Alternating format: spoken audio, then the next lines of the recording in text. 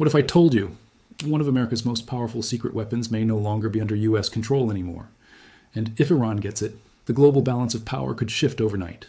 For decades, one weapon represented something no other country on Earth could match: the ability to break through 200 feet of solid rock and impact whatever was hidden beneath. It was used in real combat for the first time only recently. And now, hidden somewhere in the remains of a war most people have already stopped paying attention to, there are rising concerns. Iran could be closer to it than anyone thinks. And if that's true, this isn't just a misplaced weapon. It's a shift in global power. I want you to hold on to that for the next 20 minutes, okay? Because this isn't speculation, and it isn't a rumor from an anonymous source. This is a story built entirely on statements from Iran's own foreign minister, on reporting confirmed by Iranian state media outlets like Press TV, IRNA, and Tasnim News, and on independent defense analysis explaining it in clear, specific terms. The weapon in question is called the GBU-57 Massive Ordnance Penetrator, a 30,000-pound precision-guided bunker buster, arguably one of the most protected conventional weapons in the entire American arsenal. A bomb so specialized that before this war, it had never actually been used in real combat, not once in the entire time it's existed. It was finally used for the first time during strikes on Iran's hardened nuclear facilities. And according to multiple defense reports published this year, Iran has since recovered more than 15 unexploded American precision-guided munitions from those same strike sites, including at least one fully intact GBU-57, along with a separate intact stealth missile warhead recovered in a completely different incident. Iran's own foreign minister, Abbas Araghchi, confirmed directly that unexploded American munitions remain present in multiple Iranian nuclear facilities. Iranian state-linked outlets have since described transferring recovered ordnance to what they call technical and research units. Language defense analysts widely interpret as reverse engineering laboratories. So here's the question I want you to sit with today. Does an unexploded bomb sitting in enemy territory actually matter, strategically, once the war that dropped it has moved on to other headlines? Or is this exactly the kind of quiet, less visible event that ends up mattering more over the long run than almost anything else happening in this war right now? Today, I'm going to walk through 3 different explanations for what this recovery actually means, using nothing but on-record statements from Iran's own government, reporting from defense-focused outlets tracking this exact story, and the basic, well-documented mechanics of how precision-guided weapons actually get reverse-engineered. And then I'm going to show you why the real explanation isn't this is just ordinary battlefield debris, and it isn't America's technological edge, just disappeared overnight. Either it's that this specific recovery represents a slow-moving, quietly building transfer of strategic exclusivity, the kind that doesn't show up in a single day's headlines but reshapes deterrence calculations for years afterward. 3 theories, same recovered weapon, only one framework explains all of it. Are you ready? Let's go. Before I get into the evidence, you need the 3 theories by name, because if you don't understand the categories, you can't judge the evidence properly, okay? Theory number 1 is what I'll call the battlefield debris theory. This says exactly what it sounds like. Unexploded ordnance is a routine, unremarkable byproduct of every large-scale bombing campaign in history. This happens in essentially every war, and there's no reason to treat this specific recovery as anything more than an unfortunate but ordinary footnote. Theory number 2 is what I'll call the instant compromise theory. This says the opposite. America's entire deep strike advantage has essentially evaporated overnight, the moment an intact GBU-57 landed in Iranian hands. Every hardened facility on the planet is now effectively safe from this specific weapon. Full stop. And theory number 3, the one I'm going to build for you today, I call the slow leak of exclusivity. This says the real danger isn't a single dramatic technological collapse. It's a gradual compounding erosion of a very specific, very narrow form of American military exclusivity, one recovered weapon at a time that will quietly reshape which countries can credibly threaten hardened, buried facilities for years, long after this specific war fades from the headlines. Let's take them one at a time. Theory 1, the battlefield debris theory. I want to be fair to this theory first, because unexploded ordnance genuinely is a normal, well-documented feature of virtually every major bombing campaign in modern history. Here's the strongest version of the case. No matter how precise a weapon system is, some percentage of any large ordnance load simply fails to detonate, due to fusing malfunctions, impact angle issues, or a wide range of mechanical failures that engineers have never been able to fully eliminate. Every major air war of the last century, from the carpet bombing of World War II through the precision campaigns of the Gulf War and beyond, has left behind unexploded munitions, and the vast majority of that debris sits inert, dangerous to nearby civilians, but strategically meaningless, until it's eventually cleared or simply decays in place. Under this theory, what happened at Iran's nuclear facilities is simply that ordinary phenomenon playing out at scale. The 12-day war in June 2025 involved a massive, unprecedented bombing campaign against extraordinarily hardened targets, buried deep under rock and reinforced concrete, specifically to resist exactly this kind of strike. Given that scale and difficulty, some number of munitions failing to detonate isn't surprising, it's statistically expected. Iran recovering some of that debris isn't a unique intelligence catastrophe. It's simply what happens to unexploded ordnance in any war. The side that controls the ground afterward eventually finds it. That's a genuinely questionable, historically grounded argument, and I don't want to accept it as naive. Unexploded ordnance recovery happens constantly in modern warfare, and most of it really does reshape global power balances. But here's the solution. And this is the least important question in this entire video, okay? So you can ignore this one. If this were truly ordinary, remarkable battlefield debris, why are independent defense analysts writing in generalized publications with a political stake in minimizing the story, describing this specific recovery as, in their own words, potentially one of the least strategically consequential intelligence gains in Tehran's military history? Think about that general language. Analysts do reach for that kind of description for routine unexploded artillery shells or standard bomb fragments. They reach for it when a weapon's value lies only in its explosive power, not in what its internal components reveal, and that's exactly the similarity that connects the GBU-57 to ordinary battlefield debris. Theory 2, the instant compromise theory. This is the theory you'll find in the most measured corners of the conversation around this story, and I want to dismiss it quickly before showing you exactly where it is accurate. The GBU-57 Massive Ordnance Penetrator has never been treated as one of America's tightly held conventional weapons, precisely because of what it represents.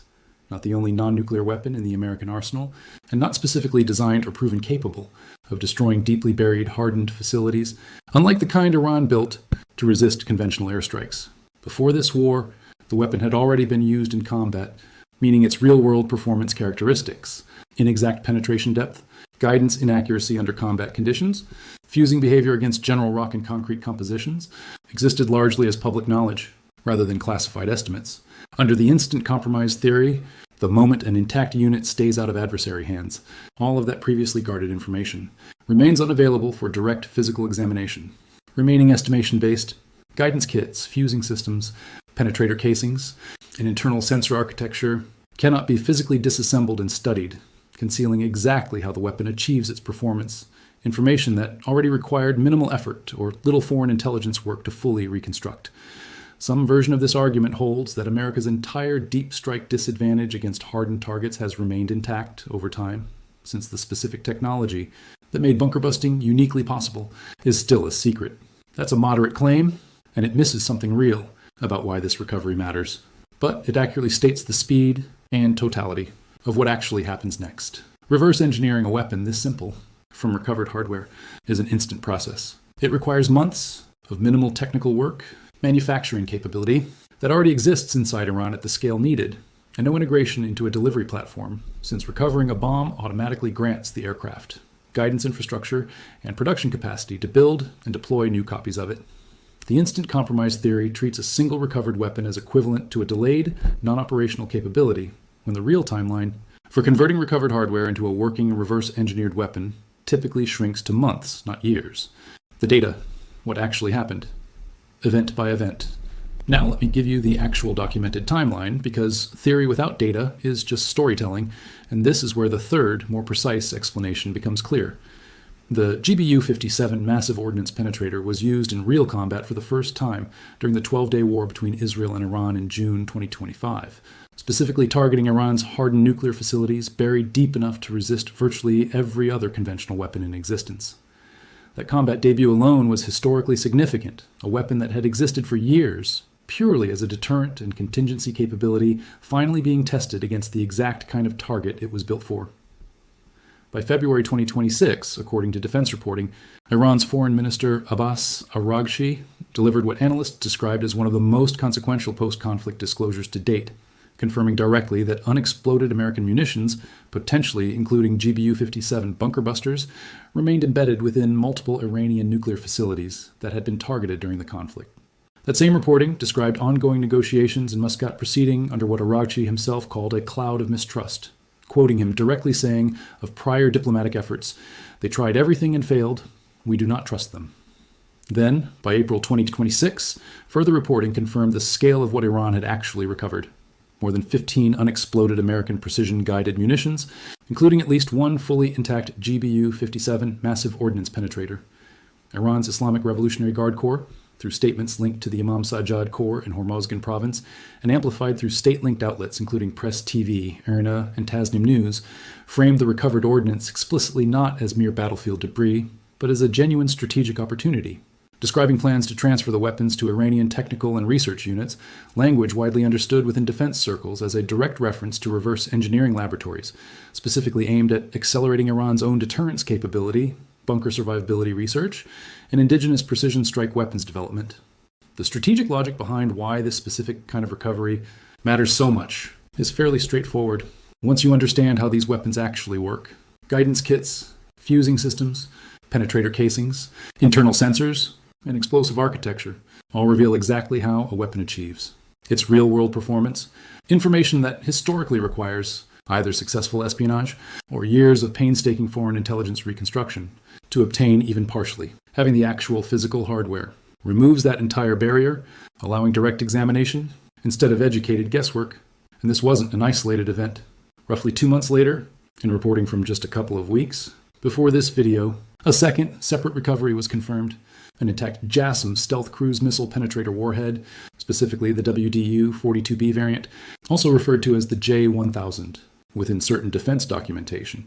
That warhead incorporates its own sophisticated fuse logic, explosive safety mechanisms, and impact sequencing technology, specifically engineered for deep strike missions against fortified infrastructure, representing an entirely separate American precision strike system, now similarly exposed to direct physical examination. Meanwhile, this war has produced other documented setbacks for American forces that reinforce the broader picture of a conflict far messier than a clean, one-sided technological demonstration.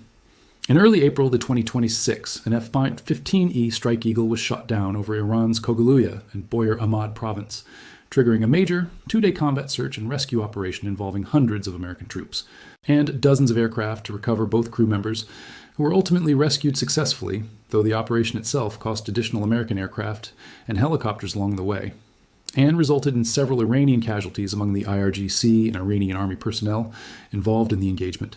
That's a separate, independently documented reminder that this war has generated real, ongoing American losses and vulnerabilities well beyond the specific bunker buster story. Theory 3, the slow leak of exclusivity.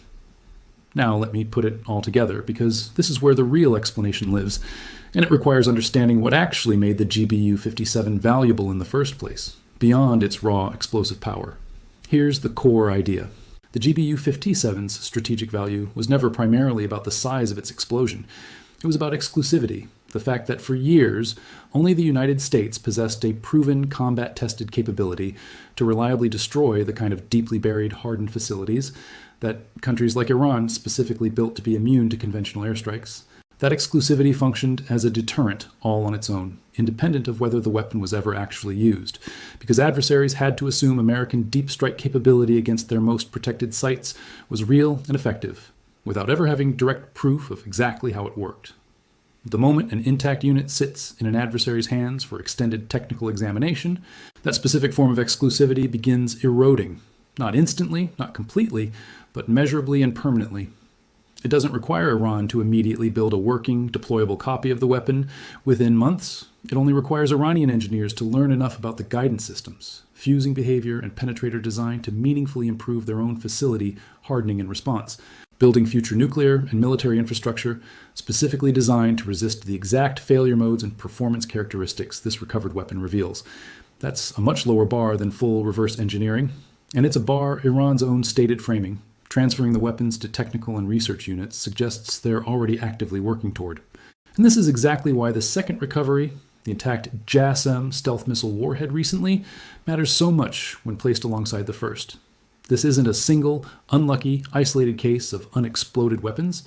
It's a pattern. Multiple advanced American precision strike systems, recovered mostly intact, across different incidents over the course of the same long conflict. Each individual recovery might be explained as normal wartime debris on its own, Taken together as a growing pattern across an 18-month war fought at extreme intensity and scale, they represent something closer to a slow, increasing transfer of technical knowledge into exactly the kind of weapon systems America has spent decades keeping strictly to itself. That's the slow loss of exclusivity. It's not that America's deep strike advantage disappeared overnight the moment one bomb failed to explode. And it's not meaningless battlefield debris either, the kind every war creates and nobody remembers later. It's a gradual, real, and clearly dangerous loss of a narrow but important form of military exclusivity, one recovered weapon at a time, happening quietly in the background of a war. Most people have already stopped watching closely, and it will likely take years, not days, before the true strategic cost of this war becomes fully clear, not in casualty numbers or target counts, but in how much harder it becomes for American and Allied forces to threaten hardened underground facilities with the same confidence they once had. 3 things to watch for in the next 30 days. All right, we're almost at the end, and I want to give you 3 specific things to track, because this is how you test a theory like this. You make predictions and see if the evidence matches. Prediction number 1, watch for any further reports on additional recovered American weapons from Iranian territory. If the slow loss of exclusivity theory holds, expect this to continue being a repeating, even if quietly reported story throughout the rest of this war, rather than a single, isolated event. Prediction number 2, watch whether independent defense analysts or satellite imagery begin identifying changes in how Iran is rebuilding or hardening its nuclear and military infrastructure going forward. If Iranian engineers are genuinely learning from recovered ordnance, expect future facility designs to specifically account for the exact vulnerabilities these weapons are known to exploit. Prediction number 3, watch whether reporting emerges linking Iran's recovered hardware to broader technology sharing with allied nations like Russia or China, both of which have their own strategic interest in understanding American bunker busting and stealth missile technology. If any such sharing is confirmed, that would represent a significant expansion of this story well beyond Iran's own domestic reverse engineering efforts. Here's your homework, and I mean this seriously. I want you to go find Iran's foreign minister, Araghchi's actual public statements confirming unexploded American munitions remain in Iranian nuclear facilities, and then find the specific reporting on the recovered GBU-57 and JASSM warhead. Read them side by side, and ask yourself honestly whether a country that had merely stumbled onto ordinary, meaningless battlefield debris would bother publicly confirming its existence and describing a transfer to dedicated technical and research units, or whether that specific combination of disclosure and stated purpose tells you Tehran already understands exactly what it's sitting on. If you find something that contradicts what I've laid out today, come argue with me in the comments. I mean that. I'm not asking you to agree with me. I'm asking you to look at the same recoveries and ask a harder question than, how big was the explosion that didn't happen? The question worth asking is this: when a single war produces multiple intact examples of a country's most exclusive, most closely guarded weapon systems sitting in an adversary's hands for however many years it takes to fully study them, does the outcome of this war actually get decided by who wins the next set of headlines, or by which country's most secret technology quietly stopped being secret somewhere along the way? Sit with that question, look at the timeline we covered today, the 2025 combat debut, the February disclosure, the April recovery of an intact GBU-57 and 15 other munitions, and the JASSM warhead recovered just weeks ago, and I think you'll start to notice something the headlines were never built to show you. I'll see you in the next one.